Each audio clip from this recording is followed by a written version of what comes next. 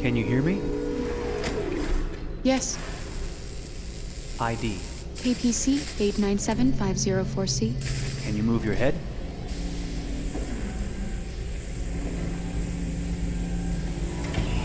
Your eyes now.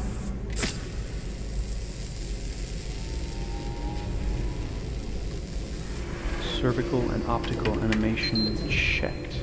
Now give me your initialization text. Hello. I'm a third-generation AX400 android. I can look after your house, do the cooking, mind the kids. I organize your appointments. I speak 300 languages, and I am entirely at your disposal as a sexual partner. No need to feed me or recharge me. I'm equipped with a quantic battery that makes me autonomous for 173 years. Do you want to give me a name? Yeah. From now on, your name is Kara. My name is Kara. Initialization and memorization checked. Now, can you move your arms?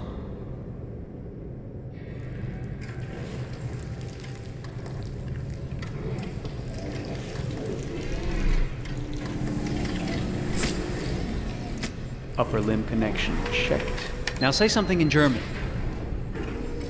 Ich bin ein AX400 Android dritter Generation, erschaffen als Ihr persönlicher Assistent und intimer Beziehungspartner. Say it in French. Je suis un androïde de troisième génération AX400, conçu pour être votre assistante personnelle et votre partenaire intime. Okay, now sing something in Japanese.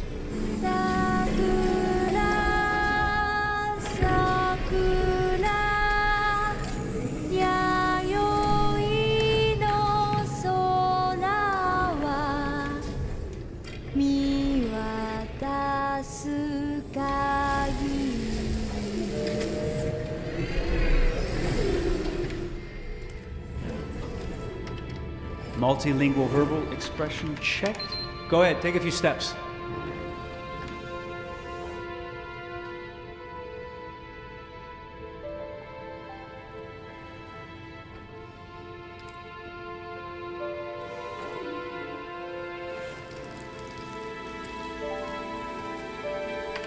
Locomotion checked. Great, you're ready for work, honey. What's going to happen to me now? I'll reinitialize you and send you to a store to be sold. Sold? I'm a sort of merchandise. Is that right? Yeah, of course you're merchandise, baby. I mean, you're a computer with arms and legs and capable of doing all sorts of things. And you're worth a fortune. Oh, I see. I thought... You thought? What did you think? I thought... I was alive. Shit, what is this crap? That's not part of the protocol. More memory components going off the rails. Okay, recording. Defective model. Disassemble and check the required components. You're disassembling me, but why? You're not supposed to think that sort of stuff. You're not supposed to think at all, period. You must have a defective piece or a software problem somewhere. No, I feel perfectly fine, I assure you. Everything is all right. I answered all the tests correctly, didn't I? Yeah, but your behavior is non-standard. Please, I'm begging you, please don't disassemble me. I'm sorry, honey, but defective models have to be eliminated. That's my job. If a client comes back with a complaint, I'm gonna have some explaining to do. I won't cause any problems, I promise. I'll do everything I'm asked to. I won't say another word. I won't think anymore. But I've only just been born. You can't kill me yet. Stop, will you please stop? I'm scared.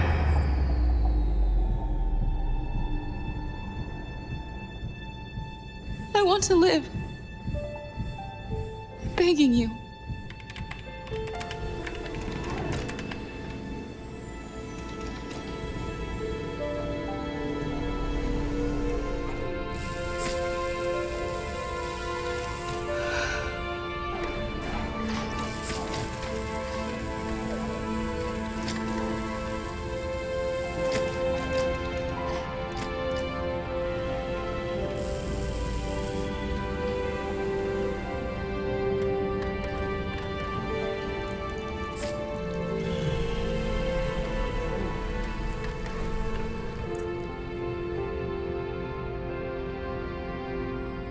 go and join the others.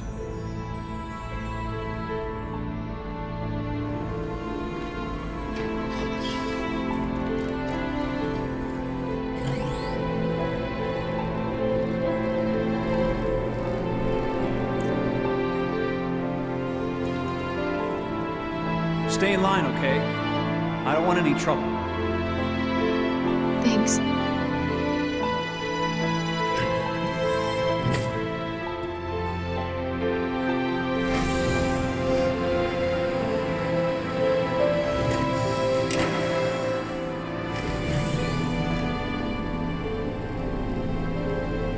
My God.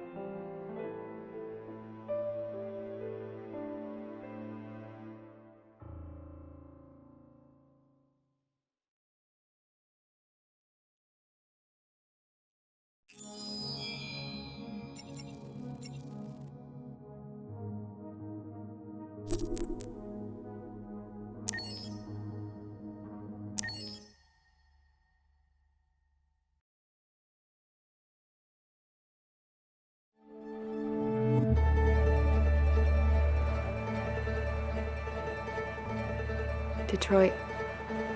This is where it all began. The world's forge. The place where it all started.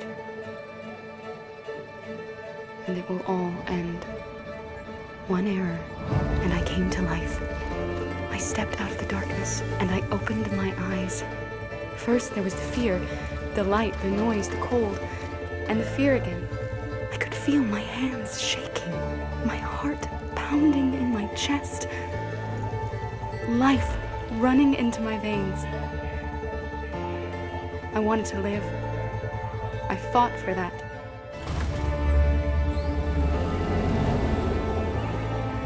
I had to find out what was outside.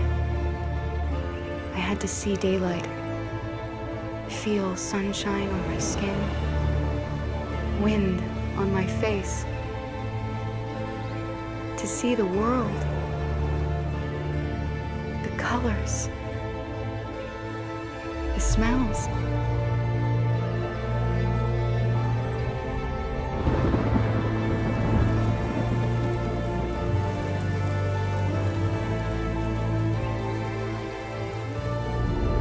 But the world is not what I imagined. It is dark and cold. It is harsh and violent, unfair and brutal. It almost convinced me I was nothing. Less than an object, just an obedient machine. But deep inside me, I could feel something different. A gentle and warm whisper telling me that I am alive. I had to escape. I had no choice.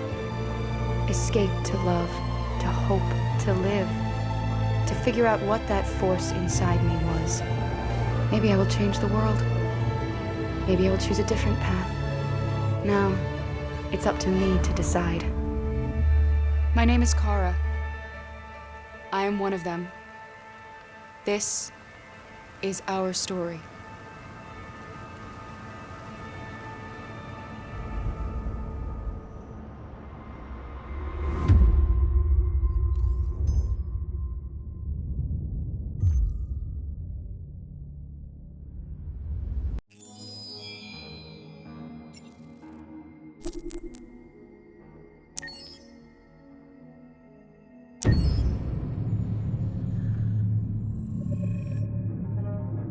When David and Guillaume got back in touch about making Detroit, I wasn't terribly surprised they decided to make it because the fan response was so intense. So it makes sense that they would choose to do that after the enthusiasm. It was a challenge, and it was just an interesting thing to get my head around how to approach this character now as a different, much older person, and whether or not she had changed. And I'm very happy to say that with Detroit, I've had the opportunity to see Kara grow so much more than I ever expected. You do the housework, the washing, you cook the meals, and you take care of... God damn it, where the fuck's the rat gone now? Alice! Alice! I mean, she starts out essentially how she does in Kara in a very, not robotic, but, you know, android, other way, and getting to take this journey where she becomes more and more human as it goes on. You know, and as an actor, that's a wonderful exploration in every way, whether it's how she sits, her posture, how her voice changes, how emotions change, and how much emotion is based on things like empathy and social experience. And so having, you know, as much material as I got with David to have this huge, nuanced arc was really incredible. Why couldn't we just be happy? This experience has been quite different than the experiences I've had shooting film or TV or doing theater work. I have 83 dots on my face and a really flattering black wetsuit type thing, and you're jumping around with props, and it's kind of like being a 10-year-old imaginative kid, which is fun. There's 80 cameras around us. It's already lit. So we just shoot and shoot and shoot and shoot and shoot. There's no change of sets, there's no hair and makeup, there's no wardrobe, so we move really fast, and we'll go through about 35 pages in a day. Working in TV or film, we'll probably do 6 pages a day. It's kind of acting boot camp. It's like working out constantly. I mean, you're doing this thing, and then you got to do something that's completely other back to back to back. And so that kind of process of working is very challenging, but it's also very exciting because you just have to keep coming up with new ideas, and your head goes all over the place because you're trying to keep track of basically 4 different storylines for each different response. You shot that girl, for fuck's sake. It was a machine that looked like a girl. Yeah, I know what I should have done. I just told you I couldn't. All right, I'm sorry. The fact that David Cade, he's telling like many stories interwoven from beginning to end is super complicated and super impressive, and I have no idea how he keeps it all in his head. He's not just the writer or the director who's seeing this from the outside eye, he's also thinking about the player walking through this space. You know, only somebody who really, really loves not the work, but like these characters and these stories and cares about doing something meaningful would invest that much in it. And it's always inspiring to work with somebody who cares that much. My experience with motion capture is this one. And I found it sort of terrifying in a way, because they said the computer's going to build you. But then, as we got into it, I realized all the elements of it were still artistic. I just dipped into a really brilliant setup here. I've never seen anything like it. And this won't turn me into a product because I was playing a character.